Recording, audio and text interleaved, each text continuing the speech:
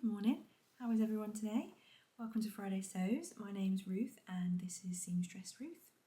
So we'll kick off today as usual with what I'm wearing, and I'm going to talk to you a bit more about this shortly, but this is my finished Ines shirt from Tessuti, and it's the first time I've ever attempted to do any pattern matching with anything very complex. So checks, plaids, whatever you want to call them. Yeah, I'm wearing that, and I'm just wearing it with my grey Levi jeans, so I'll pop a picture in up here so you can see the full length outfit. But yeah, happy with this. Like I said, I'll tell you about it in a moment. So yeah, Friday Sews, I'm just going to talk about what I've been up to, what I've been sewing, what my plans are, and yeah, that's about it really. So, recent makes, I finished it. If you watched last week, you would have seen this on Beryl, my mannequin, in the corner there. She was very beautifully modelling it for me, but it wasn't quite finished. But it is now. So yeah, I'm really pleased actually. I've made the Ines shirt before, so it wasn't my first time making the pattern, but as I said, it was my first time attempting to pattern match any checks or plaids.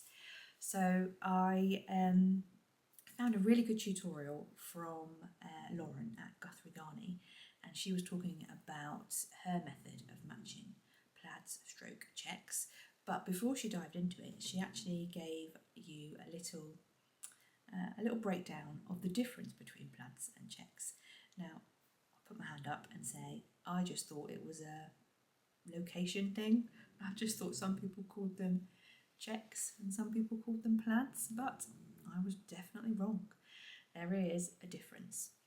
I will link her tutorial in the description below, because I probably won't do her explanation justice, but apparently checks are two colours and the pattern is the same across the warp and the weft. Is that right? Yeah, Frank is snoring. There we go. What are we? I don't know. A couple of minutes in and he's already at it. That's pretty good. Good going.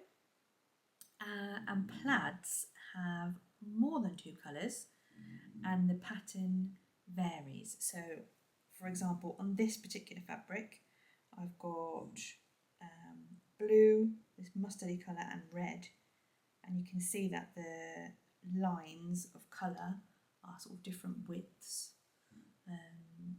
yeah, and not regular, so that makes this a plaid, I think, something like that. Anyway, I like it, whatever it is. I mentioned to you last week that I wasn't sure about the buttons, but I did go with these buttons from Textile Garden. I'll put a close-up picture in so that you can see. I wasn't sure they would go perfectly, but actually I'm really happy with them. They're almost the same colour as this sort of sandy colour that's in the fabric, and then they've got a little bit of darker brown, and there's some brown in here too, so it goes really well. I'm really happy with it. I made this shirt in a size 10. It's from Tessuti. I'm not a size 10, but it's actually quite a roomy shirt, so I'm usually sort of 12ish, but size 10 was fine in this.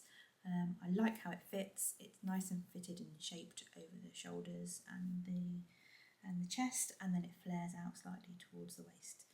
The thing that I did differently on mine, accidentally on the first version that I made, but I quite liked how it turned out, so I did it on purpose this time. The sleeves on the pattern have got a little split at the sleeve hem, but when I made my first version I forgot to put the notches on for that, and I just sewed the sleeves shut all the way down to the end, and didn't really realise until I tried it on and thought, oh, that looks a bit different. But I like it. I like where the sleeve fits, so I did exactly the same. So basically I just sewed down the sleeves right to the end and then gave them a 1-inch hem, and that sits nicely on my wrist. So I really like this pattern. I know I banged on about it a bit last time, but it's a really good one. So if you're looking for a shirt, it's not too difficult. The facing is maybe a little bit challenging, but once you get your head around the instructions, it's absolutely fine, and it gives it a really nice, neat, sorry, a really nice neat finish. So I will probably make some more of these. I don't think I'll make any more straight away. I might save it now to the summer and make a nice sort of lightweight cotton version for the summer. I think that would be lovely. I've got two now, so that will see me through the rest of winter and into spring, because spring's on its way. Yeah, very happy. Daffodils are out and the snowdrops are almost finished. It's feeling nice outside. So yeah, that was the first finished make. The second thing that I got on with this week was testing the Ilford jacket. I had ordered some soft cotton canvas from Merchant and Mills. It hadn't arrived last week, but it did come in the week, and so I got started on making my toile version of the Ilford. I don't often toile things, but I wasn't sure about the sizing on this, with it being such a sort of boxy unisex fit. I thought I'd better give it a practice run first. But me being me, my toile version is, it's not a typical toile. I finished all the seams, and I'm going to put the buttons on and make it all look nice and make it wearable. So it's going okay. It's on my mannequin here in the corner. The fabric, I wasn't sure about it when it arrived, I'll be honest. I was talking to my friend Heather, and I said, oh, it feels a bit like an old Hessian sack. I really wasn't sure it was going to be very nice to wear, but I put it through the wash, and I put it in the tumble dryer as well, and that softened it up nicely, so I'm much happier with it now. So yeah, it's pretty much done, to be fair. I've got the collar on. I've had to unpick the collar though, because where I started matching it at one end and then sewed it on, when I got round to the other end, it was a bit out, so I need to unpick that and redo it. So I'm in the middle of doing that. I've decided that I'm going to use these snaps instead of buttons. I think they go quite nicely with that sort of olivey green fabric. I've had a practice putting them on this bit of scrap, and it went quite well. So these are Millward. They're called anorak fasteners, and I got those just from Hobbycraft. They come with a tool inside that helps you to put the hole in, and then you swap the bits over, and then you can then put the press studs in as well. So all you need is that pack, and then you can attach these press studs. So these are sort of not bronze. Is that bronze? Is that the right colour? I'm terrible with colours, aren't I? That's not very good for a sewist. Did I write it down? What colour are they? No, anyway, I don't know. Bronzy kind of colour, and they're 15mm. And they look okay, actually. They look quite good on that jacket. I'll probably put more on than if I'd been using buttons, because if I used buttons I might have gone with slightly larger ones, but because these are a bit smaller I might put an extra 1 or 2 buttons, snaps on when I get to that bit. And then the other thing I've got to do is the pockets. So I'm going to go with these hand warmer style pockets, and I've cut out 2, and I'm just going to put them both on the front. I thought I'll be able to wear that when I'm out walking Frank, and it's not too cold. There'll be plenty of room for all the bits and bobs that you need while you're out dog walking. So I should probably get that finished in the next couple of days. I'm looking forward to it. I have tried it on, and I'm not totally convinced about the style on me. The old shoulder seam being quite far down, but whatever it will be, it will definitely get worn, even if it's just a sort of casual, going for a walk jacket in the spring. So happy with that. It's coming along. What else? So plans for the week ahead. Obviously, get the Ilford jacket finished, and then I mentioned recently about a gap in my wardrobe for, I was going to say pyjamas. No, I've got lots of pyjamas. A gap in my wardrobe for trousers. So comfortable trousers that are suitable for working from home, but also I can pop out in them and not have to think, oh, I need to change my trousers, I can't go out in these. So I've only really got jeans or sportswear trousers. You don't want to wear jeans all the time. So I put a call out at the end of last week's vlog for some ideas for trousers, and lots of you gave me some brilliant suggestions, so thank you very much. I think the one I'm going to start with is the Pomona Pants. I think they're by Anna Allen, and I'm starting with those, A, because I've already got the pattern, and B, because my friend Becky from What Beck Sews raves about them. I think she's made quite a few pairs. And she was like, yeah, Ruth, try these. Before you try anything else, try these. They're so comfy. So I had the pattern.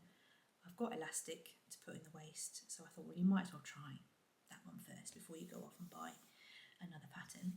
So when I was buying those snaps from Hobbycraft, I also picked up this grey fabric. I'll hold it up so you can get a good view.